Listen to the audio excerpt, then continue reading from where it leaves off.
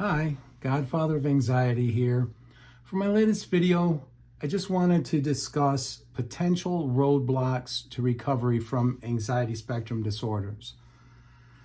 I think that, there's estimates that upwards of 30% of the population now experiences at some point in their life one of these anxiety spectrum disorders, and a very small amount of the people actually receive the treatment that they need in order to recover successfully.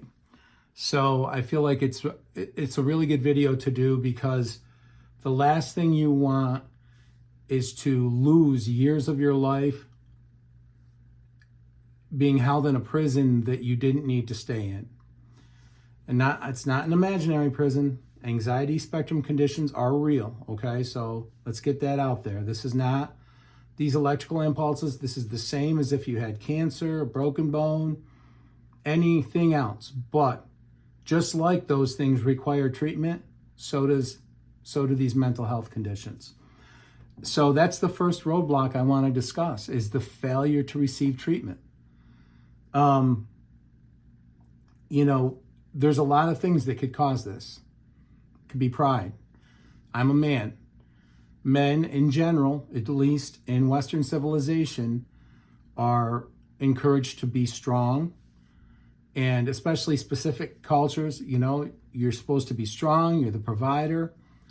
And to admit weakness is, or any type of vulnerability, it might be charming on the big screen, but in real life, it feels like, a demasculinizing thing to go seek treatment for a problem that isn't physically tangible, that they can't diagnose it on a scan. So I find with men especially, one of the big things can be our pride. But reason on that, what's the alternative? How's your life going right now without treatment? Are you in a good place? If you're in a good place, then you don't need treatment in the first place. But if you're really experiencing any of these anxiety spectrum disorders, your life is miserable. And I know, because I've been there. Untreated anxiety disorder, panic disorder, obsessive compulsive disorder is, a nightmare. It's horrific. The next thing could just be fear. And this fear can be, and one of my other points, I'll get more specific about the type of fear, but a lot of the time it's fear of medication. Like, oh, how about if I get prescribed medication? Most of us with anxiety spectrum conditions do not like to take pills. Why? Because it's another variable. We're always thinking about what if? And we know that if we add a variable, anytime you add a variable, there can be a different outcome. And where a neurotypical person might say, well, this medicine was created to help people with this condition, so what if I get better? A lot of the times we are held victim so much by our condition that we're going to say, what if something goes horribly wrong when I take the medication? What if I have a horrible side effect? What if it, and there are a list of potential side effects with any medication. And it's all about the risk reward, right? So this is where you have to trust your mental health professional to assess your condition, and then to prescribe, if medication is part of your treatment, to prescribe the correct medication. Another thing that can perpetuate you, or not perpetuate rather, but can keep you from getting treatment or holding off on getting treatment, is reasoning with yourself that there's nothing really wrong, that, this is a physiological problem, maybe it's my thyroid, it's, there are conditions that mimic anxiety. So I'm not encouraging you to just right off the bat dismiss these. But what you need to do is you need to get yourself checked physiologically from head to toe to rule these out, so that you admit that you have a mental health issue. And that way you'll be able to, work up the courage to get treatment and not live in denial. Because somehow, if it's something they can diagnose, that a microorganism or an imbalance in your thyroid, or even a brain tumor, somehow in our minds that is better than to think that our brain chemistry is just off and we might need some therapy or some medication to get better. It's very strange, the stigma that we've attached to mental health. It is perplexing sometimes. Another big roadblock to recovery is after you've worked up the courage to go and seek treatment from a mental health professional, you fail to follow through. You fail to follow protocol. You don't respect the protocol. So you're not taking your medication correctly or at all. So the dosing is wrong, or you aren't putting in the work with cognitive therapy or with exposure therapy. And when you do it that way, expect to fail. Expect to fail. There'll be a reason. If you're seeing a good mental health professional, there's going to be a reason for what they ask you to do. It's not, just some game that they're telling you to play.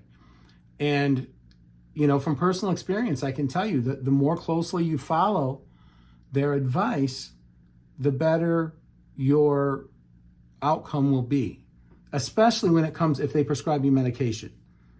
If they prescribe you medication, take the dose correctly and take it in the right amounts. Just trust that it'll work, and then just let it work at that point. That and obviously the therapy is going to be another additional aid to help you on your road to recovery. And the great thing about, because I know I'm talking to you guys, and some of you guys are probably in a really dark place. And you're like, you're talking about putting in work? I can't think straight. I can't sit down and read a page off a book. I can't watch my favorite TV show. I can't do anything right now. I have racing thoughts. I'm having panic attacks every day. But the good part about putting in the work is mostly what it's going to be is starting to live your life again. Putting in the work is essentially, a lot of it's going to be exposure therapy. And good exposure therapy is not going to be, bungee jumping and skydiving. That's not exposure therapy. That sounds like death therapy. What you want to do is just resume your normal activities. And it's a progressive thing. And in conjunction with potentially medication, this is something that will help you get your life back again. Because the routines that you fall into with these mental health conditions are so miserable and confining and life destroying. Initially they limit you, and then pretty soon you're looking around and your life bears no semblance of what it was before. And it's not a life worth living if it's going to stay that way forever. So follow the protocols that your doctor gives you. Another thing that can be a potential roadblock to getting better from mental health, specifically anxiety spectrum disorder conditions, are enablers. And, these people are well-meaning. They're normally, what an enabler is it's a loved one that's very close to you that's going along with your mental health condition. In other words, they're going along with your avoidance behaviors. They're going along with your magical thinking. And as well-meaning as they are, they can keep you or delay you from getting treatment. They can also feed into the idea that what you have is not really a mental health issue. Really it's, something wrong with, some other physiological thing that's going on that's causing these issues, and that, they're perpetuating the thinking that you already have that really is just another avoidance behavior, because even though your routine is miserable, you are victim to it now, and you don't want change. You want to stay in this miserable, horrible routine because at least you know what it is. And there's such a fear of change. And that's the last roadblock I want to discuss. Fear of change, fear of the unknown. This is the biggest roadblock that I think happens to all of us who experience anxiety disorder, panic disorder, social anxiety, obsessive compulsive disorder. Even though these things are crippling and life-limiting, we get used to them and we get extremely scared of change. We don't want, even though our lives have devolved into a miserable existence, it's still something that at least we know, we kind of know how it's going to go. Even if it's being confined to a dark room on your couch like I was for a year and a half. But here's the thing, a really silly and funny movie kind of, hit this point really well, even though it was a very comedic take on the anxiety spectrum disorder. He said, she's evicted me from my life. And he says, was your life that great anyways? And that's what we need to remember. What are we protecting? If you are so limited that your job is threatened, the relationships in your life are threatened, relationships with your children, relationships with your significant other, relationships with, at work, whatever it is. If things have gotten to that point, what are you risking? What are you scared of? And, I was fortunate in this way because I had 31 years where I knew what life was. I knew essentially what a neurotypical life was like. So I knew what I wanted to get back to. But even with that knowledge, 6 years before I received successful treatment, and all of these things I'm mentioning to you, all of them played a role. I would say maybe except the enabling. All of them. I experienced all of these. I didn't want to admit. It took me almost 2 years to admit that it was a mental health issue. Even though I knew some of it was, there has to be a physiological cause. I was determined. So I know if you're out there thinking that, I was like that. These are things that were a real problem. And yes, pride was part of the reason I didn't want to go see a psychiatrist.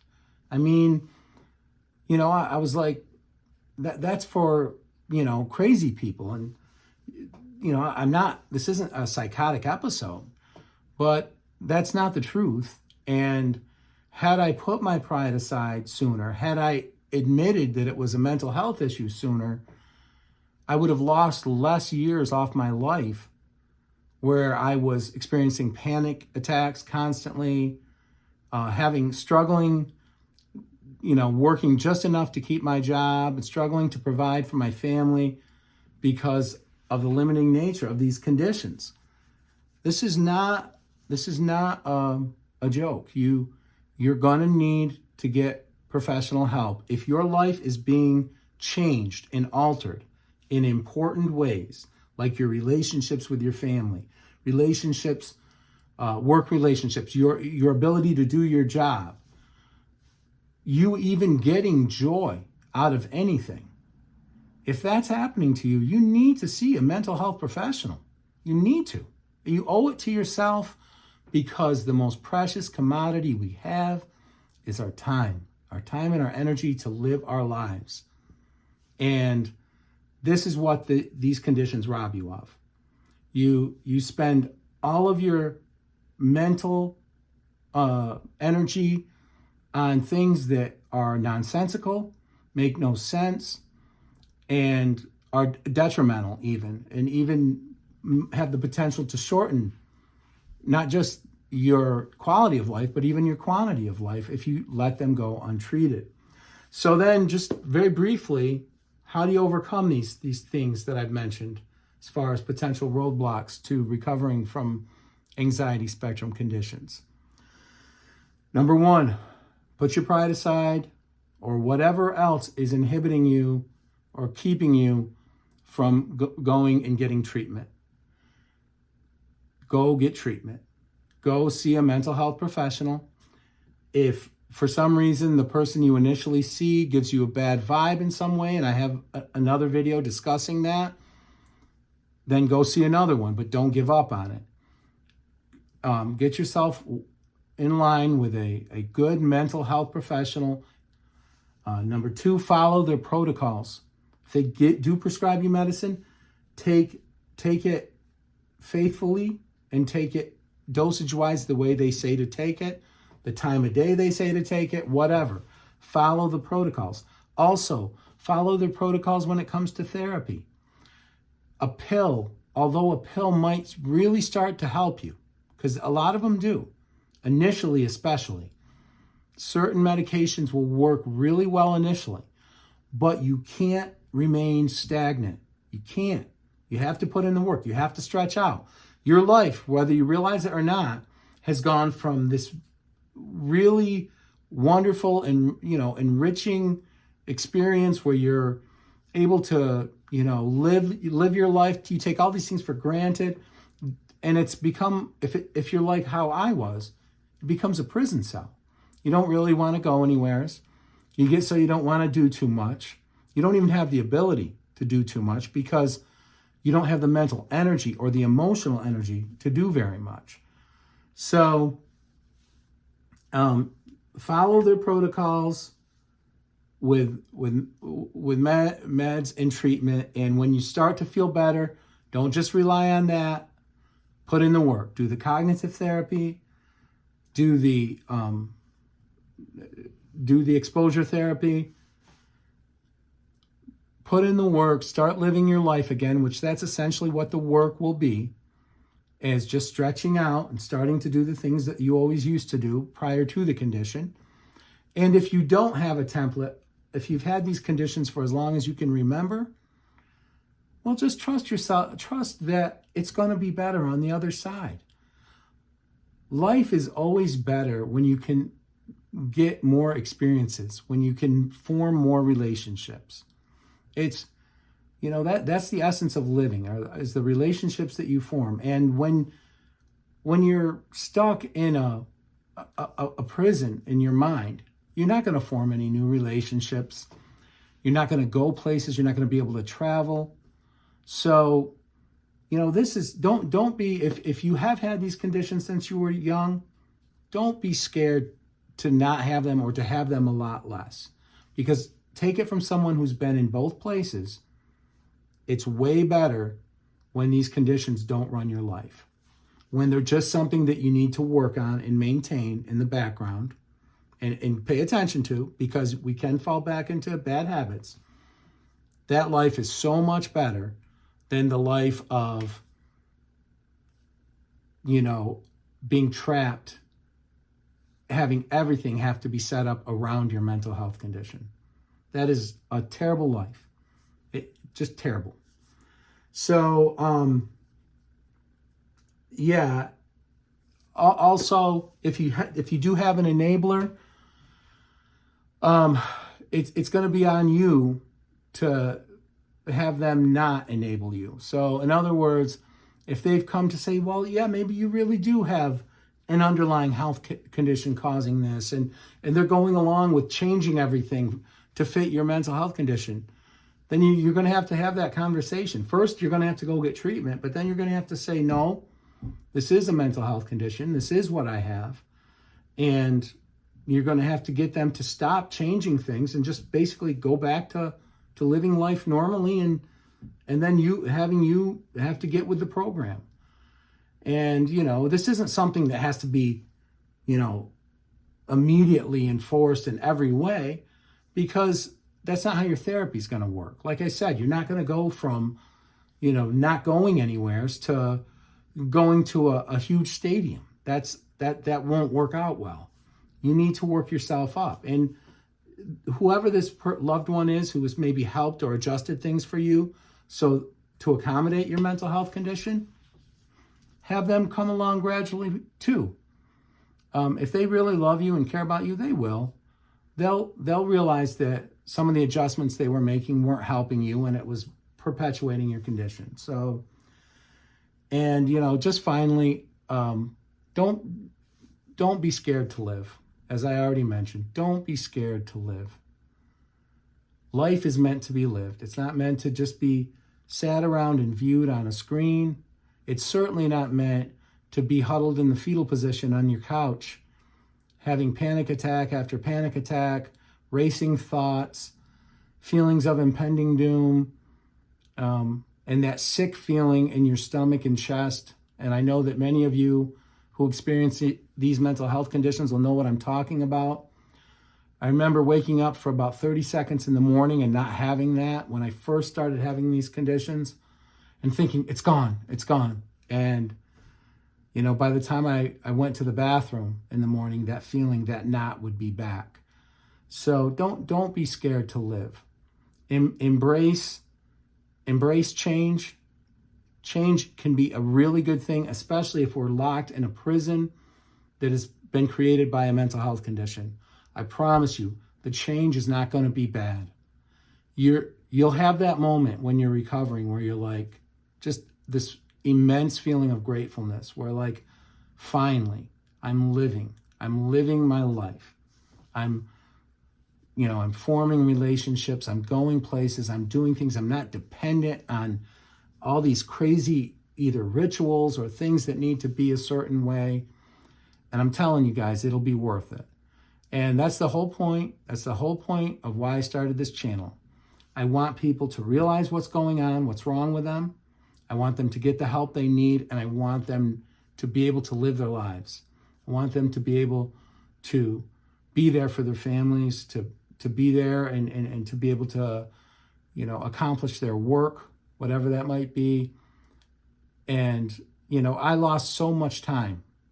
I'll never get that time back, but if I can help somebody not lose time, then the channel's worth it. For me, it's an absolute, if one person gets several years of their life back because they said, yeah, that's what I've got to go get help. They go ahead and get help and get their lives back on track. That's worth it. It was a win. So again, thank you guys so much for, all of the engagement, the comments, likes, subscribe, share.